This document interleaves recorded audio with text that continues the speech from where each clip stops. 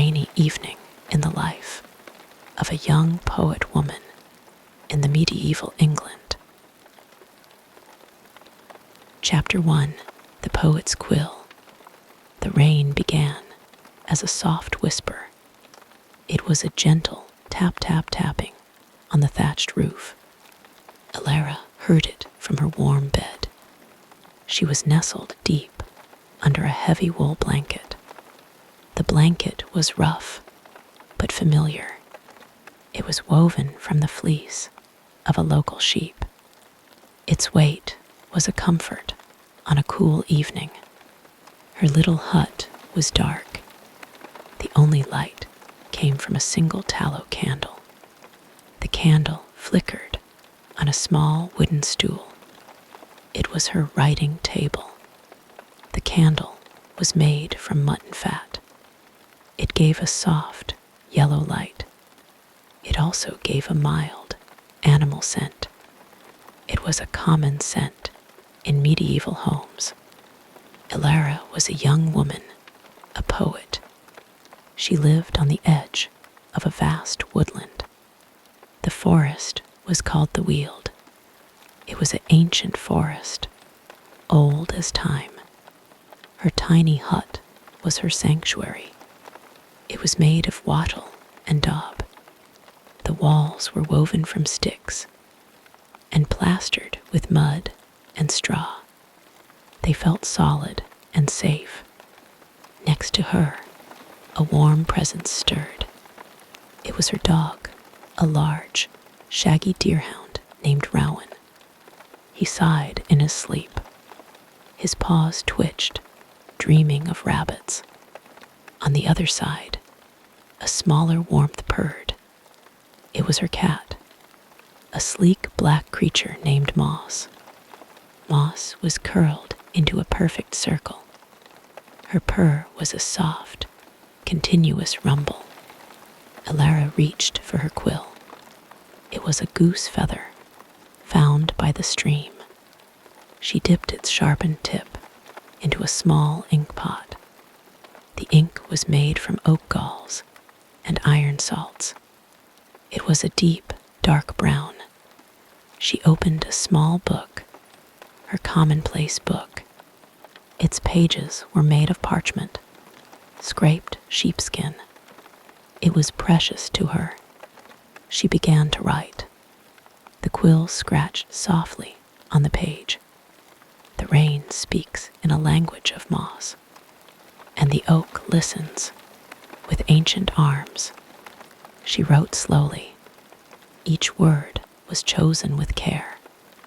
The fire crackled in the hearth. It was a low, red glow of peat bricks. Peat was cut from the bog. It burned slow and earthy. Rowan stretched. His long legs pushed against her side. He was a comforting weight.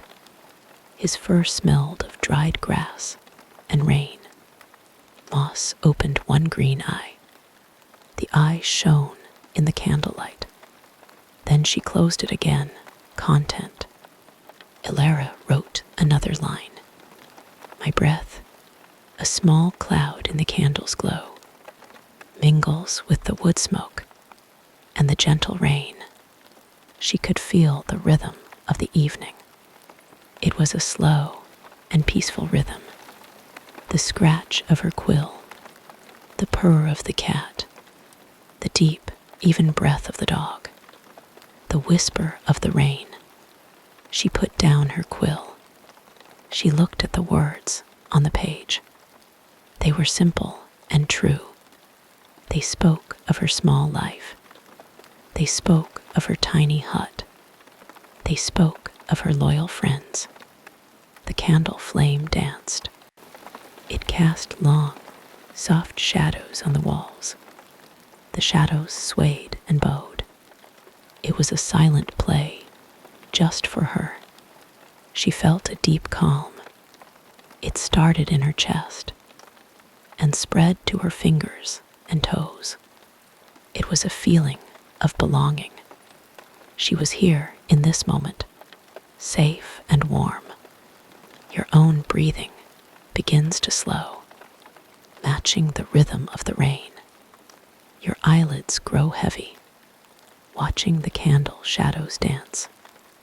You feel the warmth of the blanket and the soft sounds of the night. You drift into a deep, restful sleep. Chapter 2. The Faithful Companions. Elara closed her small book. The parchment cover was soft under her fingers. She placed the quill beside the ink pot. The rain continued its gentle song. It was a lullaby for the land. She shifted in her bed. The straw mattress rustled beneath her. It was stuffed with fresh straw from the harvest. It smelled sweet and dry. She looked at her companions. Rowan was now awake. His dark, soulful eyes watched her. His tail gave a soft thump, thump, thump against the blanket. "Hello, my friend," she whispered. Her voice was soft, barely a breath. Rowan's ears twitched at the sound. He lifted his great head. He nudged her hand with his cool, wet nose. It was a request for affection. Elara smiled.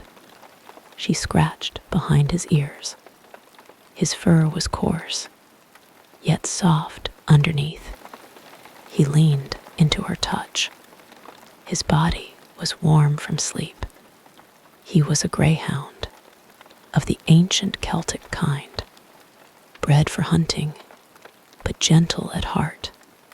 On her other side, Moss also stirred. The little cat uncurled herself. She stretched one sleek black leg, then the other. Her back arched in a perfect curve. She yawned, showing a tiny pink tongue. Then she padded softly across the blanket. She came to rest on Elara's lap. Moss began to knead. Her small paws pressed rhythmically into the wool. It was a leftover habit from her kittenhood, a comforting motion. Her purr started up again, louder now. It was a motor of contentment. Elara stroked Moss's back. The cat's fur was incredibly soft. It was like touching velvet. In the dim light, you could see faint stripes in the black. These were the marks of a forest cat, a skilled hunter of mice and voles. "It is time for your supper," Elara murmured. The words were for the animals and for herself. The thought of food was a gentle anchor, a simple daily ritual. She carefully moved Moss from her lap. She swung her legs over the side of the bed. The packed earth floor was cool beneath her bare feet.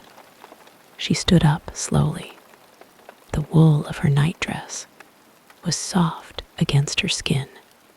It was a simple shift, undyed the color of cream. She walked the few steps to the hearth. The peat fire still glowed. It gave a deep, steady warmth. She used an iron poker to stir the embers. A few small flames woke up, dancing orange. She placed a small, dry log on the fire. It was applewood, from an old tree in the village. It would burn with a sweet scent. Rowan padded over to stand beside her. He was so tall, his head reached her waist. He looked at her, then at the pot hanging over the fire. He knew the routine. Moss wove herself between Elara's ankles.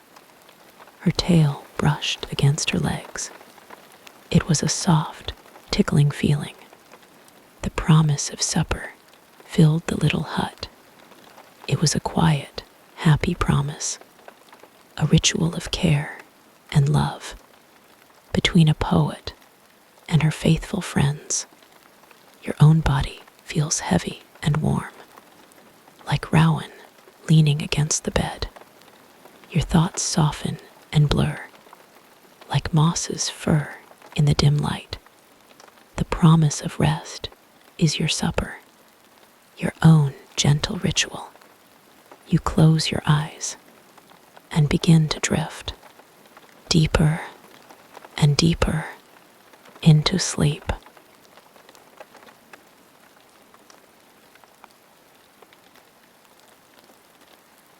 Chapter 3. The Evening Meal. A small iron pot hung over the fire.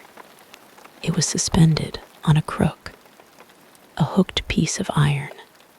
Alara could adjust the height over the flames. Tonight, the pot held a simple pottage. It was a thick, hearty stew. She lifted the lid. A cloud of fragrant steam rose into the air. It smelled of leeks and barley, and of turnip and thyme. She had gathered the thyme from the sunny side of the hut. It was a common herb used for flavor and for health. She picked up a wooden spoon. It was carved from a single piece of beechwood. It was smooth from years of use. She stirred the pottage slowly. The grains of barley swirled in the thick broth. Pieces of turnip bobbed to the surface. It was a humble meal, but nourishing. She prepared the animals' supper first. For Rowan, she took a wooden bowl. She poured in cool water from a clay jug. Then she scooped a portion of pottage into his bowl. She let it cool by the hearth. She added a piece of dried rabbit, saved from yesterday. Rowan watched his tail wagging slowly. For Moss, she had a smaller dish, a little saucer of fired clay. She put a few spoonfuls of pottage in it. She added a splash of goat's milk, rich and creamy. Moss meowed softly, a tiny, high-pitched sound. She rubbed against Alara's leg in thanks. Alara then served herself. She took a coarse pottery bowl. It was glazed a simple green on the inside. She ladled the hot pottage into the bowl. She carried it back to her bed. She sat on the edge, the wool blanket around her shoulders. She broke a piece of dark bread from a small loaf. The bread was made from rye and barley flour. It was dense and chewy. It was called Maslin bread, the bread of the common folk. She dipped the bread into the stew. The broth soaked into the bread, making it soft and warm. She ate slowly. She savored each bite. The leeks were sweet. The barley was soft and filling. The thyme gave a gentle, earthy flavor. It was food from the land, simple and good. Rowan ate his supper noisily. His tongue lapped at the pottage. His crunch on the dried rabbit was a steady sound. Moss ate daintily, taking small bites. Her purr was interrupted only by her chewing. The rain was a constant, gentle drum on the roof. The fire crackled. The sounds of eating were peaceful. There was no hurry. There was only the warmth of the food and the warmth of the company. The steam from the bowl warmed her face. The taste of thyme and barley filled her senses. It was a perfect moment, a moment of quiet gratitude for the food, for the shelter, for the friends. The warmth of the meal spreads through you, a soft, golden warmth from your core to the tips of your fingers and toes. The taste of simple, good food lingers. The sound of gentle eating soothes you. You are nourished. You are content. Your body grows heavy. Your mind grows quiet. And you slip away into a soft and dreamless peace.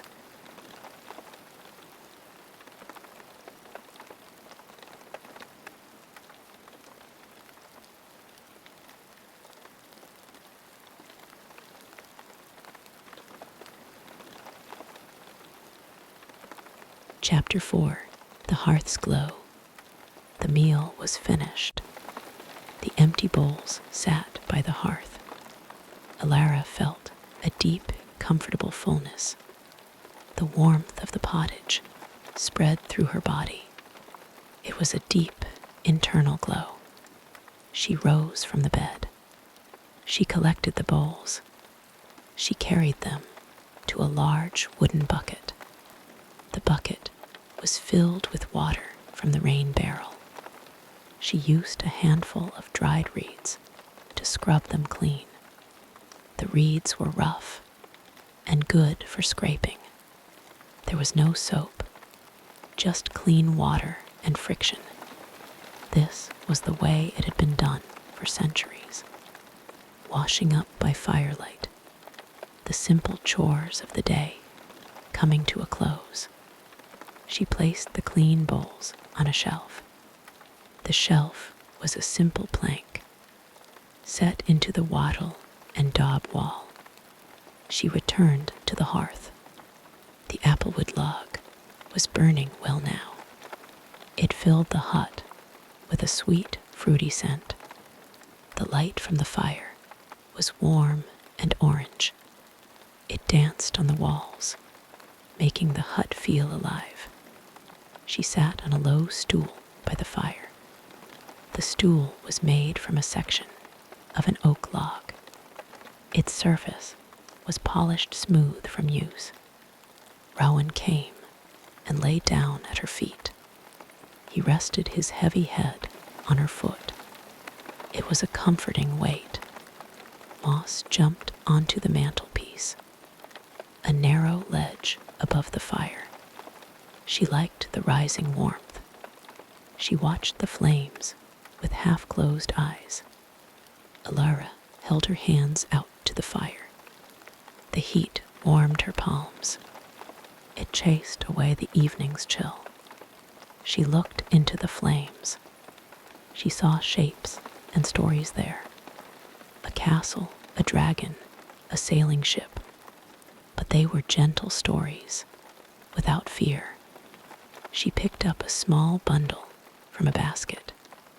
It was her spinning, a drop spindle made of wood, and a mass of carded wool.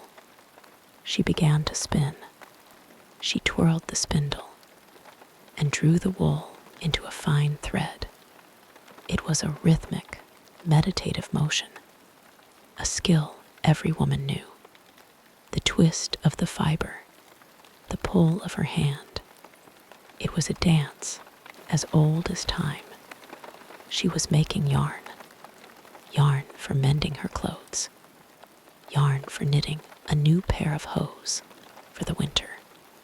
The wool was from a local sheep, its natural color a soft gray. The fire crackled, the spindle turned, the rain pattered. These were the only sounds, a soft, repetitive symphony. There was no need for words. There was only the doing, the being.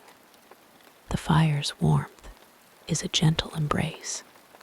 It wraps around you like a soft blanket. The rhythmic motion of the spinning soothes your mind. Your thoughts become like the wool, soft and untangled. The orange glow behind your eyelids is peaceful and safe. You feel yourself relaxing deeper and deeper into the warmth and the quiet hum of the evening.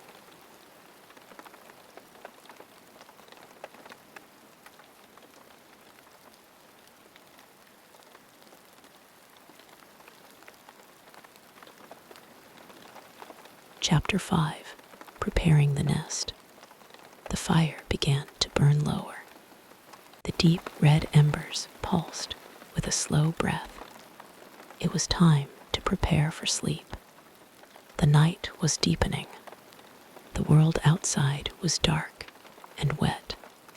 Alara put her spinning away. The spindle and wool went back into the willow basket. She stood up, her body feeling loose and relaxed. Rowan lifted his head, knowing the ritual was changing. Moss stretched on the mantle, ready to move to her sleeping spot. First, the door. She walked to the heavy oak door. It was secured by a simple wooden bar. She pushed the bar firmly into its brackets. It was a thick, solid piece of oak. It made the hut feel like a fortress, safe from the night, safe from the rain. Next, the fire. She used the poker to bank the embers. She pushed them all together into a neat mound. She covered them with a fine layer of white ash from the hearth. This would keep the heat through the night. There would be a warm core to wake to in the morning, a seed of fire for the new day. She then turned to the bed. She plumped the wool-stuffed pillow. It was a simple linen bag filled with soft sheep's wool. She straightened the heavy blanket. She pulled it smooth across the straw mattress. It would hold the warmth of their bodies through the night. She walked to the small, shuttered window. It was covered with a piece of scraped animal hide. The hide let in a little light, but kept out the wind and rain. She checked that the latch was secure. Through the hide, she could hear the rain, a little softer now, a steady, soothing hush on the forest. She came back to the bedside. Rowan was already there. He looked at her, then jumped up onto the bed. He turned 3 circles, a ritual of his own. Then he settled into his spot with a deep sigh. He was a creature of habit. Moss was next. She leaped gracefully from the mantel, to the stool, to the bed. She walked to her preferred place, the curve behind Alara's knees. She settled there, a small, warm sphere. She began to purr, a vibration of pure contentment. Alara blew out the tallow candle. The room was plunged into a deep, soft darkness. The only light was the faint red glow from the banked fire. It painted the room in shadows of deep orange and black. It was a comforting darkness, a darkness made for dreams. She slipped under the heavy blanket. The straw mattress rustled as she lay down. She felt Rowan's solid back against her side. She felt Moss's gentle weight against her legs. She was surrounded, protected, loved. The ritual was complete. The door was barred. The fire was banked. The bed was warm. Her friends were with her. The night could hold its mysteries. Here in this tiny hut, all was peace. Your own bed feels like Alara's now, a nest prepared just for you. The pillows are plumped. The blankets are smooth. The darkness is soft and welcoming. You feel the weight of your own body sinking into the mattress, pulling you down into comfort, into safety, into sleep.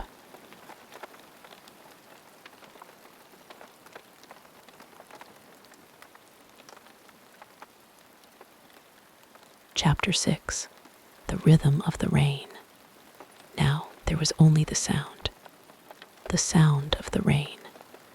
It was a gentle percussion on the thick thatch roof.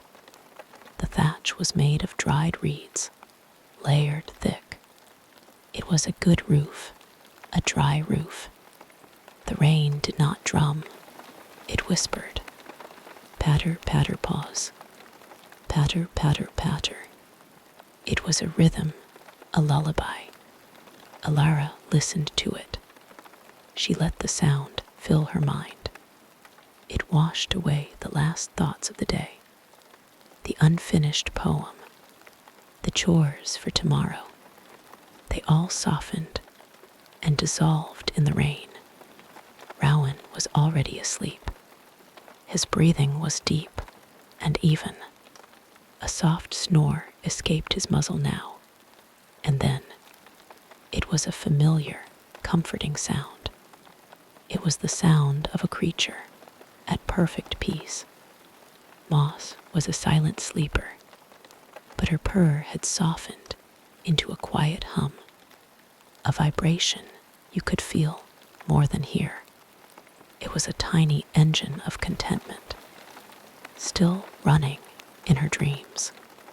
Alara focused on her own breathing. She breathed in slowly through her nose. She could smell the faint scent of wood smoke, the earthy smell of the peat, the sweet smell of the applewood embers. She breathed out a long, slow sigh. Her body relaxed a little more. She matched her breath to the rain. Inhale for 3 patters. Exhale for 4. It was a slow, natural meditation. Her heart rate slowed. Her muscles softened. She was becoming part of the night, part of the rhythm. She felt the weight of the wool blanket. It was heavy, like a gentle hand holding her down, keeping her safe, keeping her warm. The rough texture of the wool was familiar against her chin.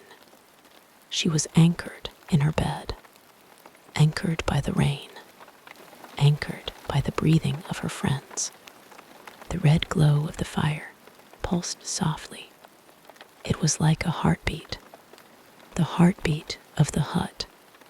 It was slow and steady.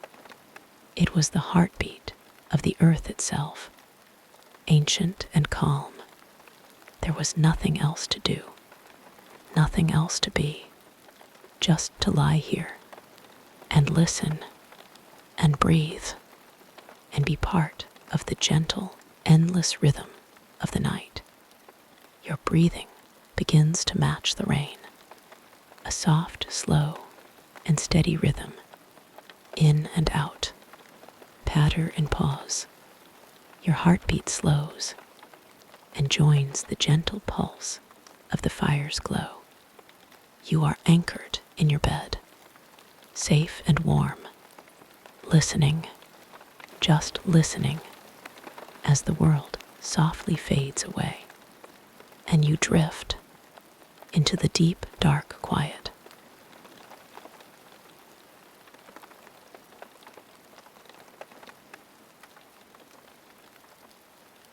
Chapter 7.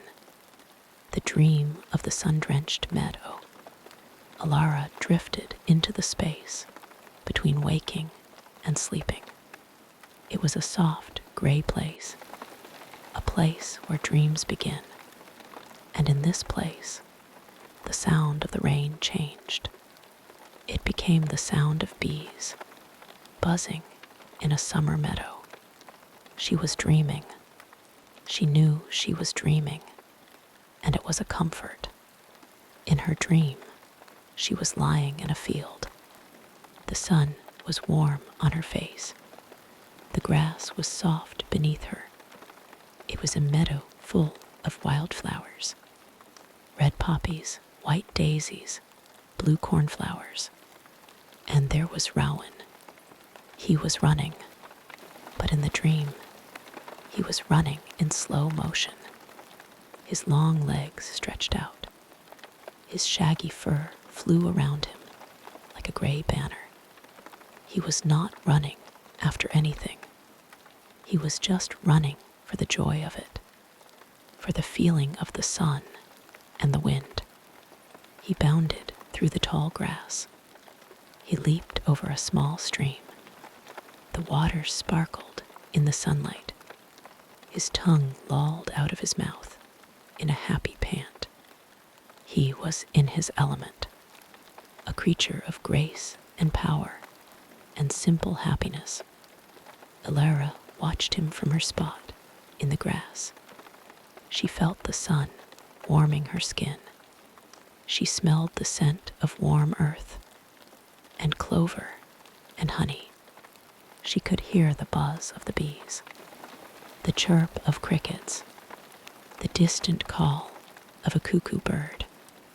It was a perfect English summer day, the kind of day that lives in memory, a day from childhood, a day of endless light and peace. Rowan ran back to her. He did not crash into her. He slowed and gently laid his head in her lap. She felt the solid weight of him. She buried her fingers in the thick fur of his neck. He was warm from the sun. He smelled of grass and sunshine. He looked up at her with his deep, loving eyes. His tail thumped softly on the ground. There were no words in the dream. There was no need for words. There was only the feeling of the sun, the feeling of the grass, the feeling of a faithful friend. It was a dream of pure, simple happiness. The warmth of the dream sun fills you. It soaks into your bones, a deep golden warmth. The sound of buzzing bees is a gentle hum, a lullaby of summer. You feel the soft grass beneath you. You feel the weight of a loving head in your lap. All is well. All is peaceful. You are safe in the dream, and you sink deeper into its warm golden light.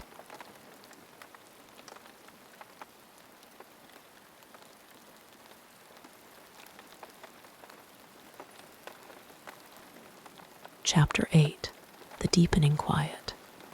The dream of the meadow began to fade. The golden light softened and darkened.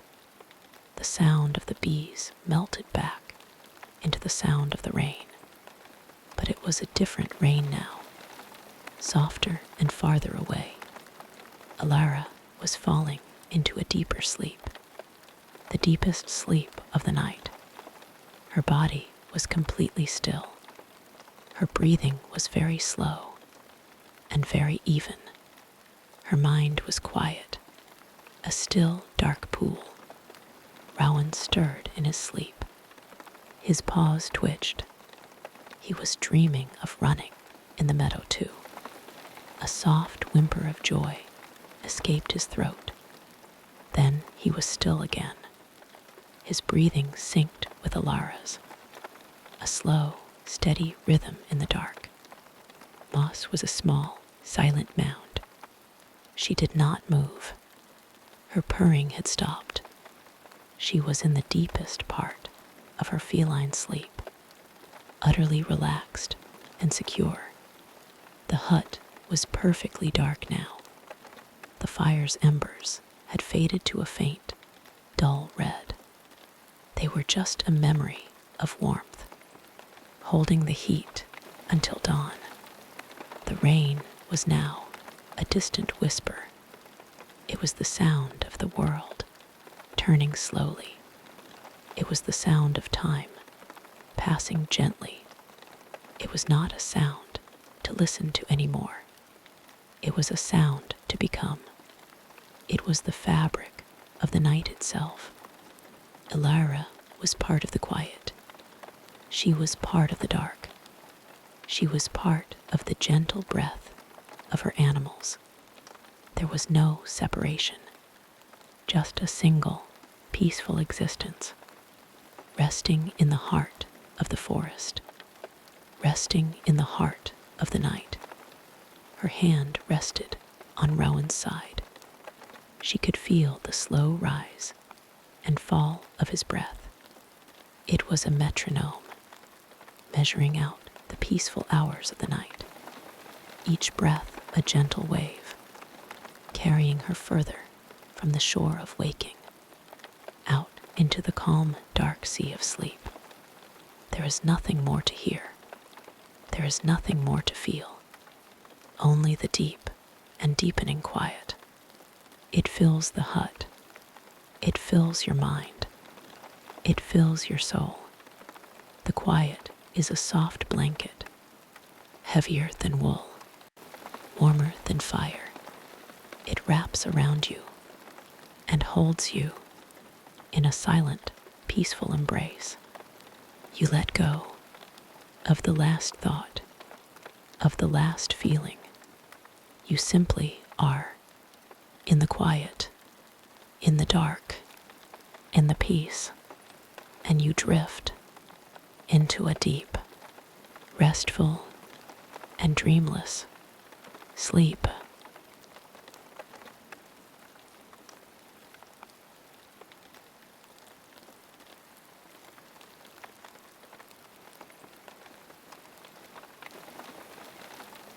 Chapter 9. The Scent of Sandalwood. The air was growing colder. Yellow and red leaves fell slowly to the ground. Alara sat by the small window of her hut. Her arms were wrapped around her knees. Rowan, her faithful dog, had his head resting on her foot. His gaze was turned outward, toward the forest, which was slowly becoming bare. Moss, the little black cat, sat on the mantel beside the candle. Her tail twitched softly. She watched the autumn wind dance with the leaves. Alara rose from her spot. She went to a small wooden chest. It was a chest her grandmother had left her.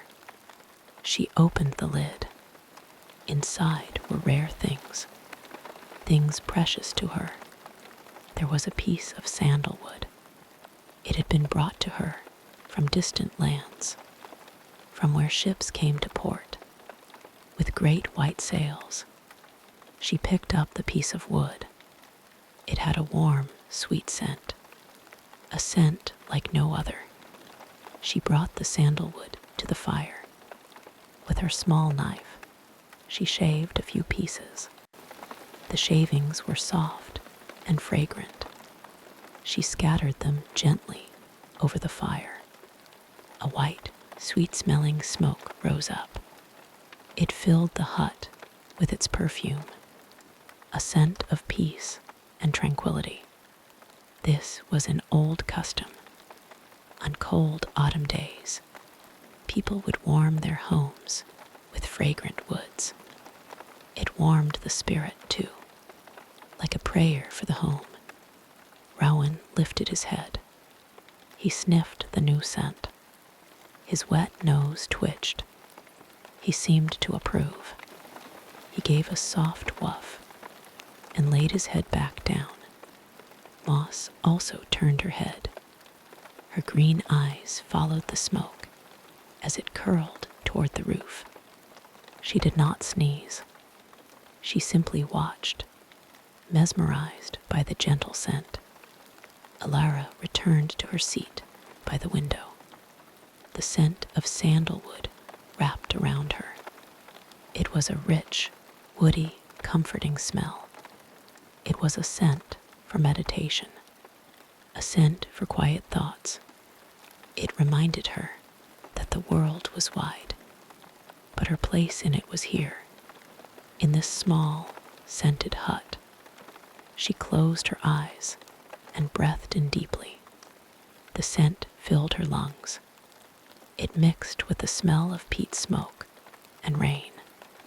It was a perfect autumn fragrance, a promise of warmth against the coming cold. The scent of sandalwood wraps around you now, a warm and exotic embrace. It soothes your mind. It slows your thoughts. Your breathing deepens, drawing in the peaceful aroma. You feel your shoulders relax, your forehead smooth, as the gentle perfume lulls you deeper into a state of perfect calm.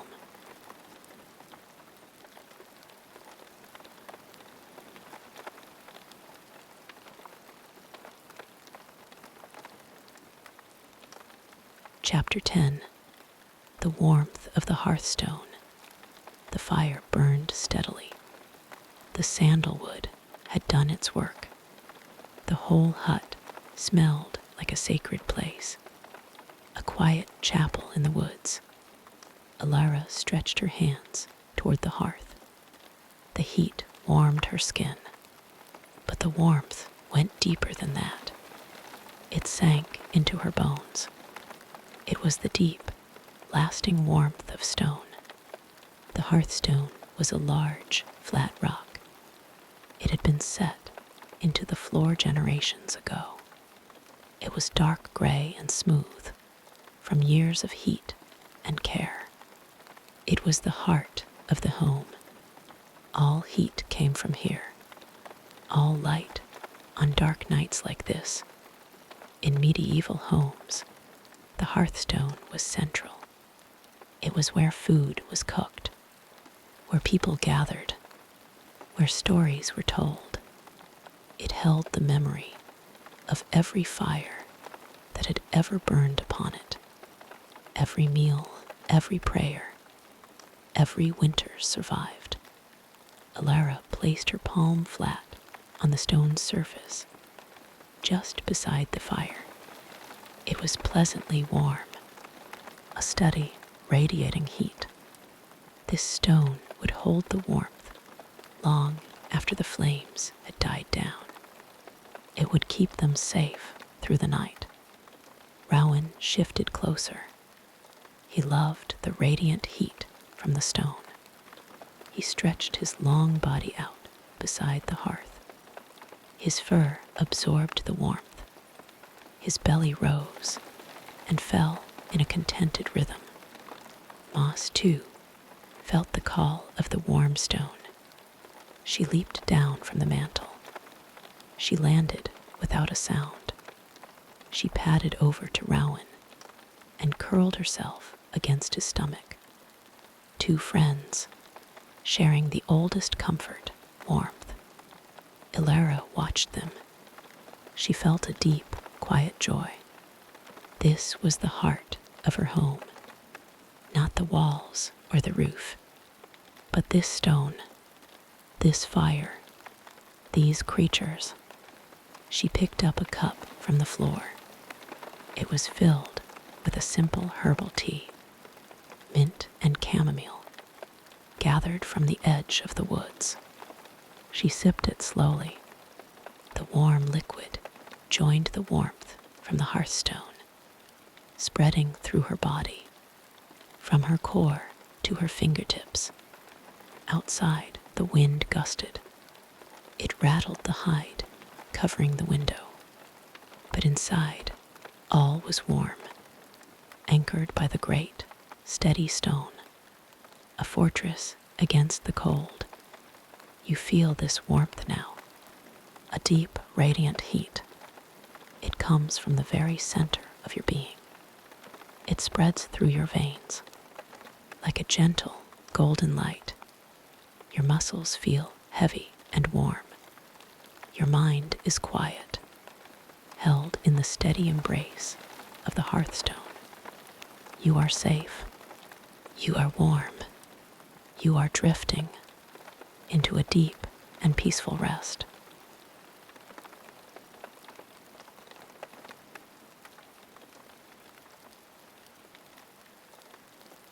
Chapter 11. The Blanket of Night. The tea was finished. The cup was empty. The fire was now just a dark red glow, a soft pulse in the heart of the stone. It was time to sleep. The deepest part of the night was here, the time when the world holds its breath, the time of dreams and stars.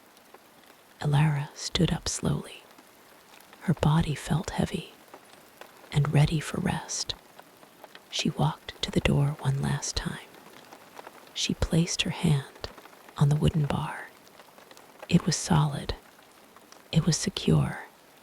All was well. She looked toward the window. No light came through the hide. The darkness outside was total. It was a blanket soft and thick, a blanket that covered the forest, the village, the whole world. In the Middle Ages, the night was truly dark. There were no streetlights, no electric glow from distant cities, only the moon and stars when the clouds allowed. And on a rainy night like this, only the profound, comforting dark. She made her way back to the bed. Her feet knew the path in the blackness. She did not need a light. This was her home. She knew every part of it. Rowan was already in his place. A large, warm mound on the straw mattress. Moss was a smaller shadow in her spot. Alara slipped under the heavy wool blanket. She settled into the space between them. The blanket felt heavier than before. It was the welcoming weight of sleep. The wool was scratchy, but familiar. It smelled of wood smoke and of them. She closed her eyes. The darkness behind her eyelids was no different from the darkness in the room. It was all one, a single, soft entity. It wrapped around her. It hushed her thoughts. She could hear Rowan's breathing. She could feel Moss's purr. She could feel the faint, dying warmth from the hearth. These were the last sensations, the anchors to the waking world. One by one, she let them go. She released the sound of breathing.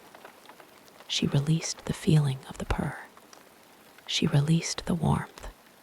She surrendered to the dark, to the quiet, to the night. The blanket of night is over you now. Soft, heavy, and warm. It tucks you in. It whispers to you, telling you it is time. Time to let go. Time to rest. Your breath slows. Your heart beats slow and steady. You are part of the quiet dark. You are part of the peaceful night. And you drift into a deep and dreamless sleep.